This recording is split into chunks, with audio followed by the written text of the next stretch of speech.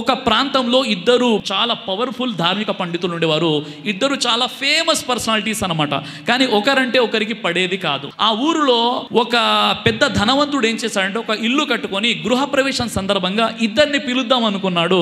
ఇద్దరిని పిలవడం జరిగింది. ఇద్దరు కూడా వచ్చారు. కానీ ఇద్దరు ధార్మిక పండితులు ఒకరంటే ఒకరికి పడదు. వారిద్దరు కూడా వచ్చారు. వచ్చేసిన తర్వాత ఒక వ్యక్తి వచ్చి కూర్చున్నాడు, మరొక వ్యక్తి వచ్చి కూర్చున్నాడు. ఎడామొహం పెడామొహంతో ఇద్దరు కూర్చున్నారు. తర్వాత మొదటిగా వచ్చినటువంటి వ్యక్తితో ఆ యొక్క యజమాని ఏం చెప్పాడంటే, మీరు వెళ్ళి కాళ్ళు చేతులు కడుక్కొని రండి, మీరు స్నానం చేసి రండి అనగానే ఆ మొదటి వ్యక్తి వెళ్ళిపోతాడు. మొదటి వ్యక్తి వెళ్ళిపోయిన తర్వాత రెండో వ్యక్తితో అడుగుతున్నాడు. ఆ వ్యక్తి ఎలాంటి వాడంటే, ఆ వ్యక్తి పెద్ద గాడిదండి అని రెండో వ్యక్తి చెప్పేశాడు. ఆ తర్వాత రెండో వ్యక్తికి చెప్పడం జరిగింది, మీరు వెళ్ళి కాళ్ళు చేతులు కడుక్కొని స్నానం చేసి రండి అంటే ఆ రెండో వ్యక్తి వెళ్ళి కాళ్ళు చేతులు కడుక్కునే సమయంలో అడుగుతున్నాడు. ఆ వ్యక్తి ఎలాంటి వాడంటే, అతడు పెద్ద దున్నపోతండి, అతనికి ఏం తెలుసండి అని చెప్పాడు.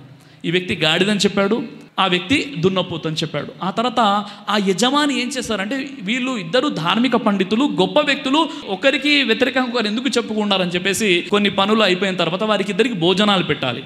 ఆ భోజనాల సమయంలో ఏం చేశారంటే, ఒకరికి ఏమో పచ్చిగడ్డి, ఎవరినైతే గాడిద అని చెప్పడం జరిగిందో వారికి పచ్చిగడ్డి, దున్నపోతు అని చెప్పినటువంటి వ్యక్తికి ఎండిగడ్డి పెట్టడం జరుగుతుంది. ఆ మధ్యాహ్నం సమయంలో భోజనానికి ఆ యజమాని ఏంటి పచ్చిగడ్డి తర్వాత ఎండిగడ్డి ఎందుకు పెట్టాడు అంటే, మరి మీరే అన్నారు కదా అతడు గాడిద అన్నారు, ఇతడేమో దున్నపోతు అన్నారు, దున్నపోతు మరియు గాడిద ఈ గడ్డే తింటుంది కదా అని చెప్పగానే వారు అవాక్ అయిపోయారు. మేమేం చేస్తున్నామో, మేము ఎలా ఉన్నామో అర్థం కాలేదు. అప్పుడు అంటారు, మీరు సమాజంలో వక్తలు, ధార్మిక పండితులు, మీరు సమాజాన్ని ఉద్ధరించేటటువంటి మీరే ఒకరికి వ్యతిరేకంగా ఒకరు గాడిద దున్నపోతు అనుకున్నట్లయితే ఇక సమాజం ఎలా బాగుంటుంది? మిమ్మల్ని చూసే కదా మేము నేర్చుకుంటున్నాము అని చెప్పగానే వారికి ఒకేసారి జ్ఞానోదయం కలుగుతుంది.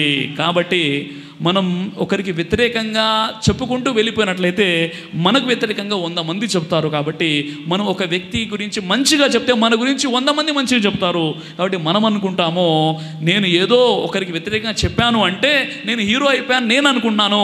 కానీ నేను చెప్పినప్పుడు వారి దృష్టిలో నేను హీరో కాదు, జీరో అన్న విషయాన్ని గుర్తించినప్పుడు ఇలాంటి తప్పులకు, ఇలాంటి అపోహలకు, ఇలాంటి అసూయకు, ఇలాంటి జలసికి మనం దూరంగా ఉంటాం.